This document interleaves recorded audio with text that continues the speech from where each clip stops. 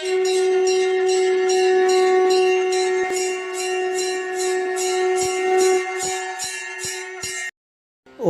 ஸ்ரீ குருப்பியோ நமஹ. ஓம் கம் கணபதையே நமஹ. நம்ம ஸ்ரீநிகேதன் வலைதளம் வாயிலாக முருகப்பெருமானுடைய சஸ்நாமத்திலிருந்து தினம் ஒரு நாமாவளி சிந்திச்சிட்ருக்கோம். இன்றைய தினம் 804வது நாமாவளியாக ஓம் விஸ்வமூர்த்தயே நமஹ. முருகப்பெருமான இந்த நாமாவளி உலகத்தையே தன் உருவாக கொண்டவருக்கு நமஸ்காரம் அப்படின்னு வர்ணிக்கிறது. இறைவனுடைய மூர்த்தி அப்படின்னா திருமேனியை குறிக்கும். இறைவனுடைய திருமேனி அளக்க ஒண்ணாதது.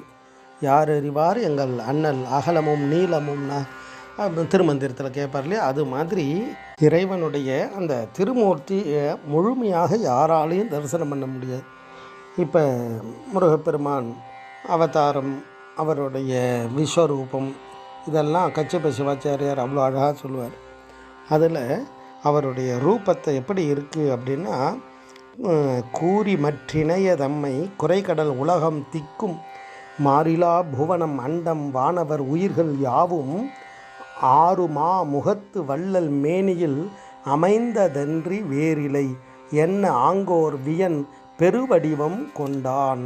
முருகப்பெருமானுடைய திருவடிவம் எல்லாமும் கலந்ததாக, எல்லாத்தையும் உள்வாங்கியதாக முருகப்பெருமானுடையது இருந்தது.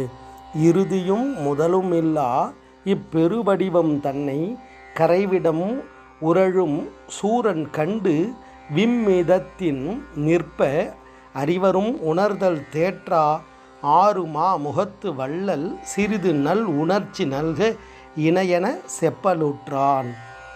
அவருடைய அந்த விஸ்வரூபத்தை பார்த்து அந்த சூரன் அப்படியே ஆச்சரியப்பட்டு அப்படியே நிற்கிறானான். அப்போ அவன் நல் உணர்ச்சி வருவதற்கு சுவாமி அனுகிரகம் பண்ணுறார், அதாவது அருளாசி பண்ணுறார். அந்த அருள் சக்தியால் அவனுக்கு ஞானக்கண் கிடைத்து சுவாமியை பார்க்குறான். 1000 கோடி காமர் அழகெல்லாம் திரண்டொன்றாகி மேயின எனினும் செவ்வேல் விமலமாம் சரணம் தன்னில் தூய நல்லெழுலுக் காற்றாதென்றிடின் இளைய தொல்லோன் மாயிரு வடிவுற்கெல்லாம் உவமையார் வகுக்க வல்லார். இறைவனுடைய அந்த திருமேனியை பார்த்து இதுக்கு உவமையாக சொல்லுவதற்கு யாரால முடியும்? பெயர்பட்ட பெரும் வடிவமாக குமார பரமேஸ்வரன் வெளிப்பட்டார்.